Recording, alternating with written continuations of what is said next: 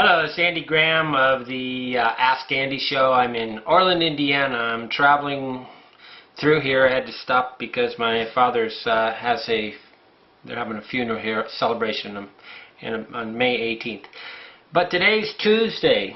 I have my computer in front of me so I know what the date is in the day. I guess I don't know what the date is. What is the date? Oh, it's the 22nd of April, 2014. Ask Andy show. I've been to 90 countries. I've traveled to 90 countries, and I've traveled non-stop for 16 plus years. So what that means, I have an opinion about every country on the planet, and kind of got a global kind of understanding of the planet. Okay, here's a really good. I've been thinking about this for a while, but Lenora S. says, and good message, Andy. Avoid the deferred life plan at all cost. Okay, the deferred life plan is what we learn in high school, and I've been thinking a lot about defining some terms. I even have a page called like the Travel Dictionary or something like that, where I try to keep adding to it. But we have terms, and these terms clarify and simplify things once you sort of put them together. We have, the deferred life plan is pretty much what you learn in high school, in grade school. Everybody keeps saying, go to university and study and become a doctor or something, right? Well, a lot of the professions that earn the most amount of money give you automatically by default put you on the deferred life plan. The deferred life plan is what I'm going to do.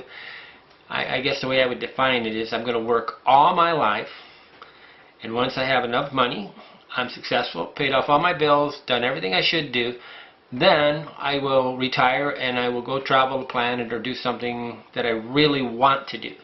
So the idea is we have this like master goal that we really want to do, and our job more or less we have to keep working all our life until we can finally do it. Most of the people, what I see, find out that they don't have a deferred life plan. There's no such thing in a reality, because by the time they get so old, they're so tired, poor, they just don't have any energy to do what they really want to do. And the way to avoid it, this sounds crazy. The way you avoid the deferred life plan is quite simple. You make a list of all your goals, mentally, spiritually, physically, emotionally, marriage, I'll take it down and wrap it up into some categories. I was very fortunate that I did this when I was like 19, and I made my own little list. But you have categories: mentally, spiritually, physically, mentally, intellectually. You can make them any way you want to, but you got to wrap them up. And then money-wise, career, okay. And what you'll find is the guys with the deferred life plan basically take their career and basically throw all the other goals right out of their life. And my sister April is always good. She says, we don't go to work to so we have time to play. You work so you have a good life. You don't have a good life so you can go to work. So you got to get your priorities right. And I don't know how she says it exactly, but she says it much better. But the idea is that your priority in life is living. Your priority in life is not your career.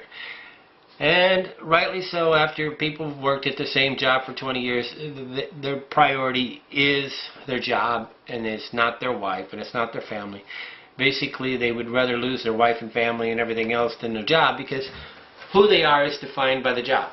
So the way you do this is you get your priorities in line, and then you put them in priority. Like priority number one is I want to do this, and I want to travel, or I want to, I don't know, write a book, or I want to ride a bike around the United States, or I want to share time with my family.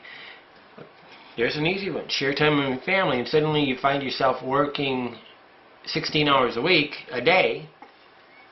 Obviously there's a conflict, and that's what creates the incongruencies that put you back in line. But you have to say, this is my number one priority, and And when you say that and you go work 16 hours a week, a day, it's not your number one priority. So the idea that you're going to ever get successful, I think, I kind of consider this a joke. I don't think maybe 1 in 10,000 people actually earns enough money, puts together a thing, saves up their time, gets rid of all their bills, and actually goes and gets to retire maybe at age 55 and do anything and everything they want.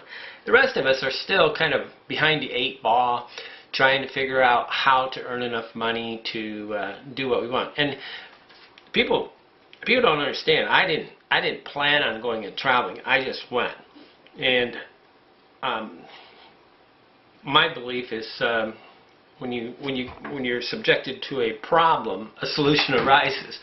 So I spent my whole time trying to figure out how to earn enough money to travel, which is where the name hobo came from. A hobo was a transient worker that went from place to place looking for work. So it was really quite applicable in 2000 when I was about 2 years into my travel.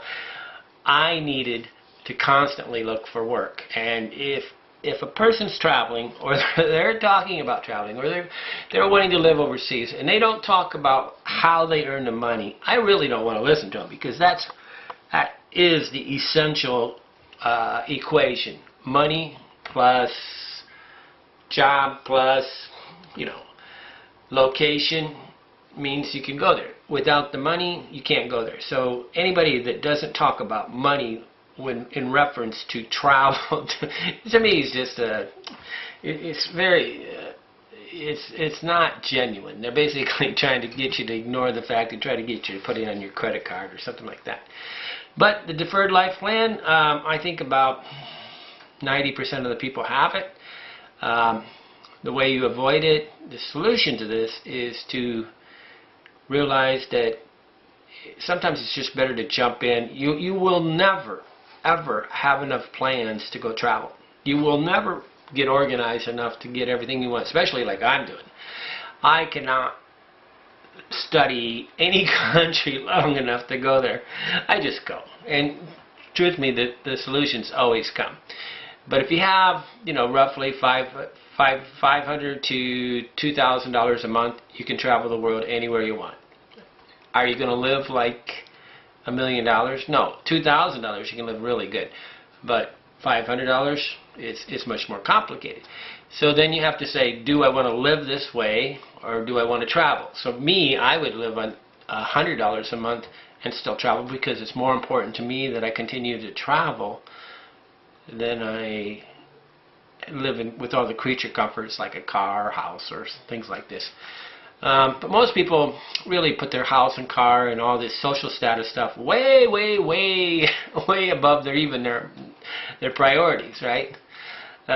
It's relatively humorous when you start outlining your things and you put everything into priorities and you realize I'm spending 90% of my time at work, and what I really love to do is make little toy cars or something. You like to do this. And so you're spending 90% of your time doing something you don't like, and 10% of the time doing what you want. And you say, how much does it cost to do this? And you go, well, that's free. Well, it don't really cost much money. And I said, well, why am I working so hard? Okay, Andy Graham. Thank you, Lenora. Lenora. S.